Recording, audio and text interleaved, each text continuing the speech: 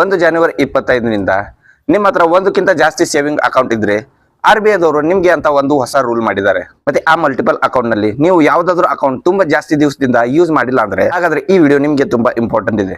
RBI ಕಡೆಯಿಂದ ಒಂದು latest notification ಇದೆ. ಡಿಸೆಂಬರ್ 24ರಲ್ಲಿ ಇದು ರಿಲೀಸ್ ಮಾಡಿದ್ದಾರೆ. ಇಲ್ಲಿ ಈಗ ನಿಮ್ಮ ಸ್ಕ್ರೀನ್ ಮೇಲೆ ನೀವು RBI ನೋಟಿಫಿಕೇಶನ್ ನೋಡ್ತಿದ್ದೀರಾ. ಇಲ್ಲಿ ಫಸ್ಟ್ ಲೈನ್ ದಲ್ಲಿ ಅವರು ಏನ್ ಹೇಳ್ತಿದ್ದಾರೆ ಅಂತ ಸ್ವಲ್ಪ ಗಮನ ಕೊಡಿ. That reference is made to previous notification. ಹಾಗಾದ್ರೆ ಈ ಹೊಸ ನೋಟಿಫಿಕೇಶನ್ ತಿಳ್ಕೊಬೇಕು ಅಂದ್ರೆ ನಿಮ್ಗೆ ನಾನು ಹಳೆ ನೋಟಿಫಿಕೇಶನ್ ತೋರಿಸಬೇಕು. ಅವಾಗ ನಿಮ್ಗೆ ಅರ್ಥ ಆಗುತ್ತೆ ಈ ನೋಟಿಫಿಕೇಶನ್ ಬಗ್ಗೆ. ಈ ನೋಟಿಫಿಕೇಶನ್ ನೋಡ್ಬೇಕು ಅಂದ್ರೆ 11 ಪೇಜಸ್ ನೋಟಿಫಿಕೇಶನ್ ಇದೆ. ಆದ್ರೆ ನಾವು ನಿಮ್ಗೆ ಬ್ರೀಫ್ ನಲ್ಲಿ ಅರ್ಥ ಮಾಡಿಸ್ತೀವಿ. ಮತ್ತೆ ಇನ್ ಮುಂದೆ ನಿಮ್ಗೆ ಏನ್ ಮಾಡ್ಬೇಕು ಇದು ಕೂಡ ನಾವು ಹೇಳ್ತೀವಿ. ಮೊದಲು ಮಾತಾಡೋಣ RBI ದವರ ಲಾಸ್ಟ್ ಇಯರ್ ನೋಟಿಫಿಕೇಶನ್ ಬಗ್ಗೆ. ಈ ಸರ್ಕ್ಯುಲರ್ ನಾ ನಿಮ್ಗೆ ತೋರ್ಸೋಕ್ಕಿಂತ ಮುಂಚೆ ಒಂದು ಫ್ಯಾಕ್ಟ್ ಬಗ್ಗೆ ಮಾತಾಡ್ತೀನಿ. ಅದು ಮೊದಲು ಕೇಳಿ. 2024ವರೆಗೂ ಭಾರತದಲ್ಲಿ 10 ಕೋಟಿ ಬ್ಯಾಂಕ್ ಅಕೌಂಟ್ಸ್ ಇನ್ ಆಪರೇಟಿವ್ ನಲ್ಲಿ ಇದೆ. ಅಂದ್ರೆ 10 ಕೋಟಿ ಬ್ಯಾಂಕ್ ಅಕೌಂಟ್ಸ್ ಯಾರು ಯೂಸ್ ಮಾಡ್ತಾನೆ ಇಲ್ಲ.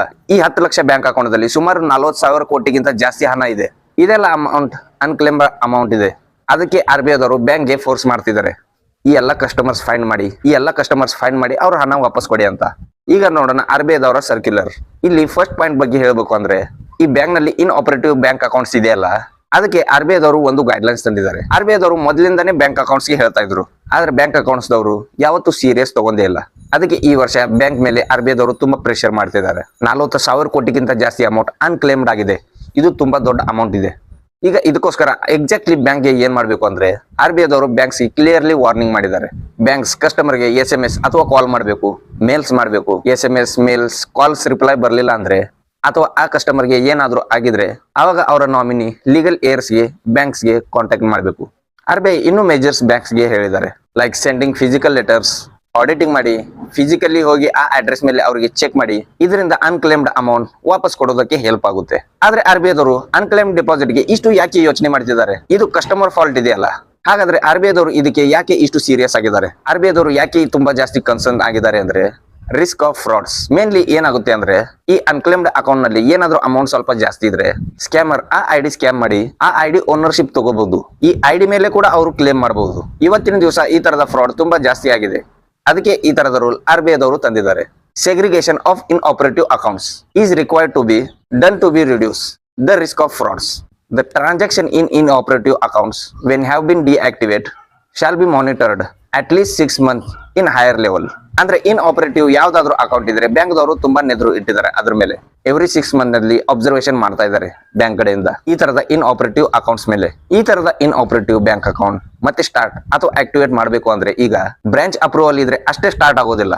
ನಿಮ್ಗೆ ಈ ತರದ ಬ್ಯಾಂಕ್ ಅಕೌಂಟ್ ಮತ್ತೆ ಆಕ್ಟಿವೇಟ್ ಮಾಡಬೇಕು ಅಂದ್ರೆ ರೀಜನಲ್ ಆಫೀಸರ್ ಅಥವಾ ಸೆಂಟ್ರಲ್ ಆಫೀಸ್ ವರೆಗೂ ನಿಮ್ಗೆ ಹೋಗ್ಬೇಕು. ನಿಮ್ಮ ಇನ್ ಆಪರೇಟಿವ್ ಬ್ಯಾಂಕ್ ಅಕೌಂಟ್ ಮತ್ತೆ ಆಕ್ಟಿವೇಟ್ ಮಾಡಬೇಕು ಅಂದ್ರೆ DBT ಮತ್ತೆ ಸ್ಕಾಲರ್ಶಿಪ್ ಅಕೌಂಟ್ ಬಗ್ಗೆ ಸ್ವಲ್ಪ ಮಾಹಿತಿ ನೋಡೋಣ. DBT ಅಂದ್ರೆ ಡೈರೆಕ್ಟ್ ಬೆನಿಫಿಷಿಯರಿ ಟ್ರಾನ್ಸ್ಫರ್. ಇದರಲ್ಲಿ ಜನ್ಧನ್ ಯೋಜನಾ, ಅಟಲ್ ಪೆನ್ಷನ್ ಯೋಜನಾ, ಬೇಟಿ ಬಚಾವ್ ಬೇಟಿ ಪಡಾವ್ ಈ ತರದ ಅಕೌಂಟ್ DBT ನಲ್ಲಿ ಬರುತ್ತೆ.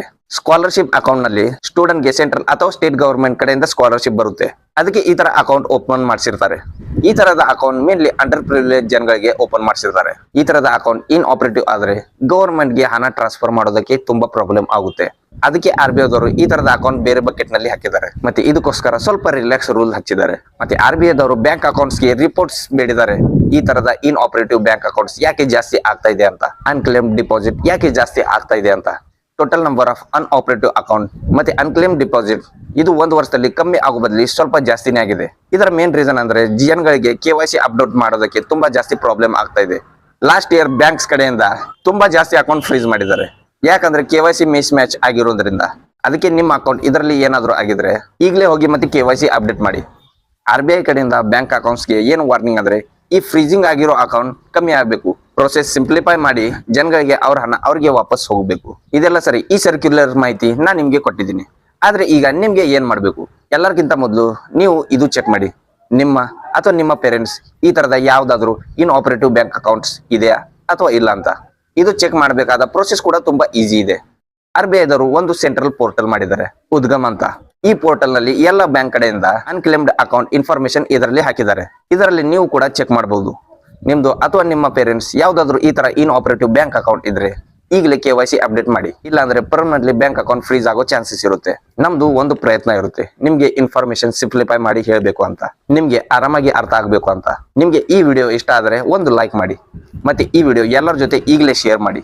ಯಾಕಂದ್ರೆ ಎಲ್ಲರ ಹತ್ರ ಬ್ಯಾಂಕ್ ಅಕೌಂಟ್ ಇದ್ದೇ ಇರುತ್ತೆ. ಮತ್ತೆ ಸಬ್ಸ್ಕ್ರೈಬ್ ಮಾಡಿ ನಮ್ಮ channel for more useful content. ಅಲ್ಲಿವರೆಗೂ see you and good by.